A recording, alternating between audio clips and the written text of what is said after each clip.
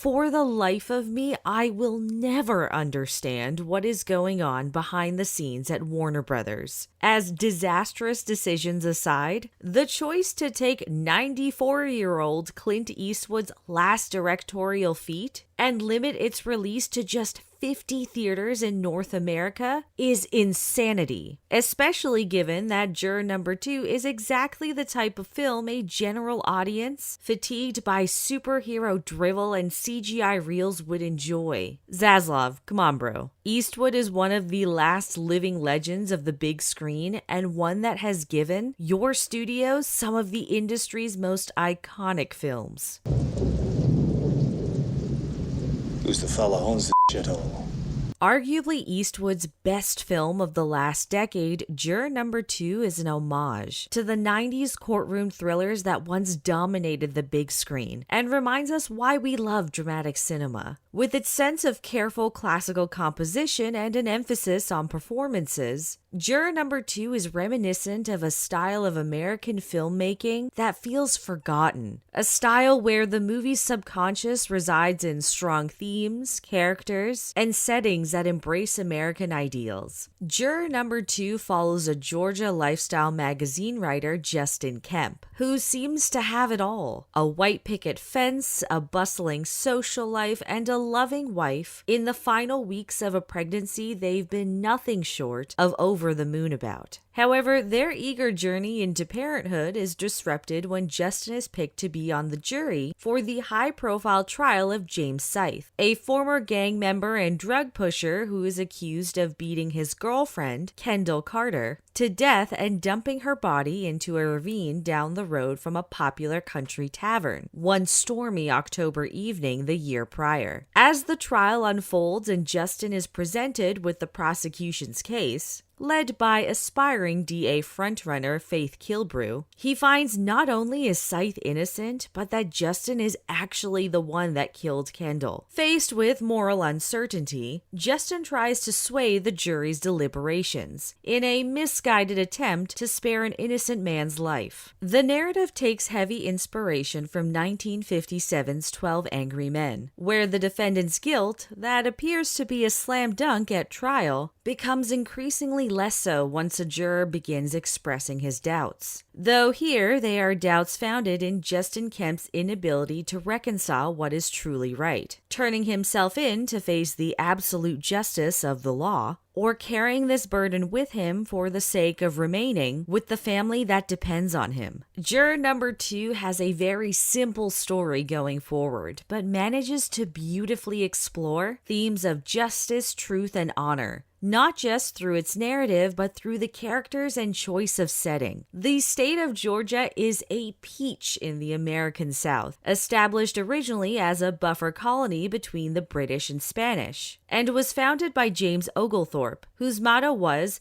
"Not for self, but for others." This was seminal in reflecting his own goals of helping those in need of a new start in this new colony. This same motto penetrates the character foundations that are shaped through the film's thematic explorations, while also upholding American ideals as subtly shown in the background radio broadcasts, newspaper clippings, and even outwardly in Kemp and his wife dressing as the farmers from Grant Wood's iconic American Gothic, a painting that after the Great Depression was interpreted as a piece that displays, quote, American democracy that was built upon the labors of men and women of stout hearts and firm jaws. Honor and duty to others is a fundamental part to our leads, Justin and Faith, with Justin feeling an intense duty to his wife, not just for the expected reasons, but because her pregnancy is a cautious one, being the first they've managed to carry as far as they have. This honor bleeds into the core of their relationship, where she single-handedly was the reason he gave up the alcoholic lifestyle and completely reshaped his moral compass. This idea is reflected further in the trial with Scythe, who amidst a similar life course correction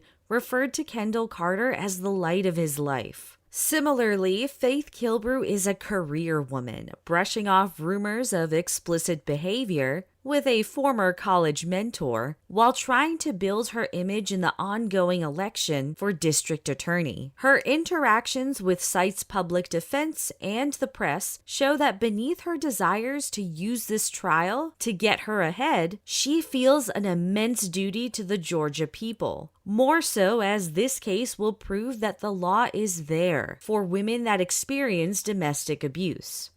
To complement these character building blocks are the overarching themes of justice and truth that permeate through every single plot point outside of the obvious courtroom scenes. Justin Kemp's character is built off of a philosophical probe into the real-world situations that blur the lines of absolute rights and wrongs we live our lives by. I found Justin's turmoil to be incredibly relatable, and no, not because I've hit someone with a car, but because all of us at one point or another have come to that same spot in the road where the right thing to do was not always the just or correct thing to do. In an effort to spare Scythe a wrongful conviction, Justin introduces doubt during deliberations, much to the disappointment of a few. To his benefit, that doubt spurs conversation, but in no way leads Justin any closer to answering what he should do as the true guilty party. Instead, his inner suffering begins to taint the good things in his life, leading to dishonesty that begins to chip away at the trust in his marriage and the confidence of his AA mentor,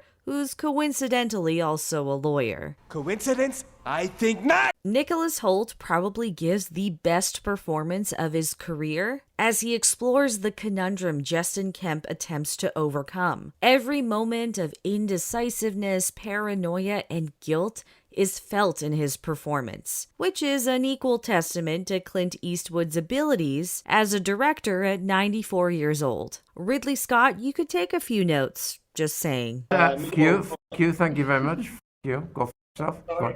The choice to create an alcoholic backstory for him also reflects the duality of public image. Outward, he's happy, doting, and friendly, but behind closed doors, he's a man that, despite his promises and the actual truth, can never get away from the doubt his old lifestyle instilled in those around him. As the jurors deliberate, the same idea is carried through in several of the members, who only see the outward of James Scythe, with his questionable piercings and noticeable gang tattoos, not the man that has been in reality put in the worst place at the worst time while overcoming the worst of his habits. In Faith Kilbrew's drive for justice, she temporarily forgoes the truth, campaigning in the last leg of her bid for district attorney on positive composure and modest promises. But by the end, the uncertainty of Scythe's guilt bleeds into the carefully crafted public image that even her fellow office workers fail to recognize despite years under her leadership and by her side. The sudden necessity to find the truth behind who really killed Kendall Carter culminates in the most terrifying scene of the entire film as the credits are about to roll, where just as Justin Kemp cannot reconcile right and wrong, she needs to know if she can make that choice for him and the people of her county, even if it means destroying everything she worked so tirelessly for. Juror number 2 ranks as one of the best films of 2024. It forgoes the more superficial elements of cinema